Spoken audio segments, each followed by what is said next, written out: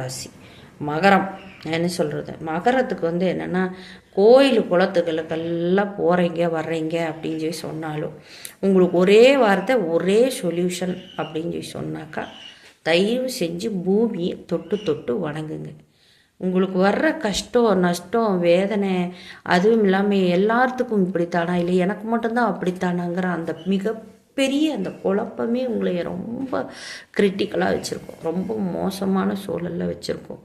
சரிங்களா? என்னதான் ஆஸ்தி பாஸ்தி ஆடம்பரம்னு சப்போஸ் இருந்தாலும் கூடி உங்களை ஏதோ ஒரு இடத்துல ஒரு நெருடலுக்குள்ளே வச்சுருக்கிற மாதிரியாகவே இருக்கும். தயவு செய்து அப்படியெல்லாம் ஒன்றும் இல்லை. தயவு செஞ்சு பூமாதேவிக்கு உங்களுக்கு வாசப்படி இறக்குனீங்கனாலே பூமாதேவி தான், வீட்டுக்குள்ளே வந்தாலும் பூமாதேவி தான். உங்களுக்கு எங்கே தோணுதோ அந்த இடத்துல ஒரு மாதிரி மெய் சிலிர்த்து உங்களுக்கு மனசு ஒரு அப்படியே ஆனந்தமாக ஒரு ஒரு சில இடங்களில் அப்படி உட்காரும்போது நிற்கும்போது தோணும் அந்த இடத்துக்கு ஒரு கை பூவோ ஏதோ ஒன்று போட்டு ஒரு சாம்பிராணி காமிச்சோ ஏதோ ஒன்று காமிச்சு அந்த பூமாதேவியை ஒரு தடவை தொட்டு வணங்கு. ஒரு நாளைக்கு ஒரு தடவையாவது அந்த பூமாதேவியை தொட்டு வணங்கு. எல்லாரும் வணங்குனா அவள் வேணுங்கிறத செய்வாள். ஆனால் இந்த மகர ராசி தொடும்போது அவள் என்ன வேணும் சாமி அப்படின்னு அவங்கள அப்படியே தூக்கிக்குவாள். அதை மறந்துடாதீங்க. பூமியை நல்லா தொட்டு உளுந்து கூட உருண்டு வணங்குங்க.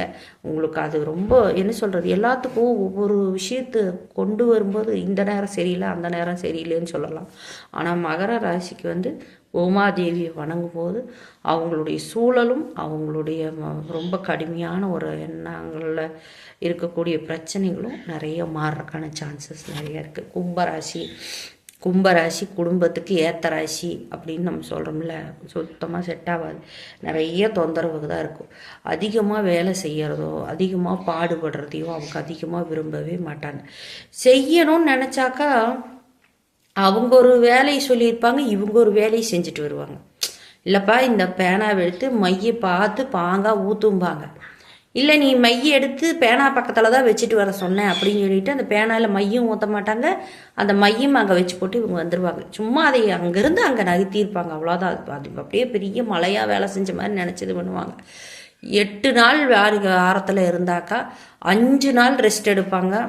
மீதி இருக்கிற 3 நாள் வேலை செய்யறதுக்கு ஒரு நாள் செய்யலாமான்னு யோசிப்பாங்க.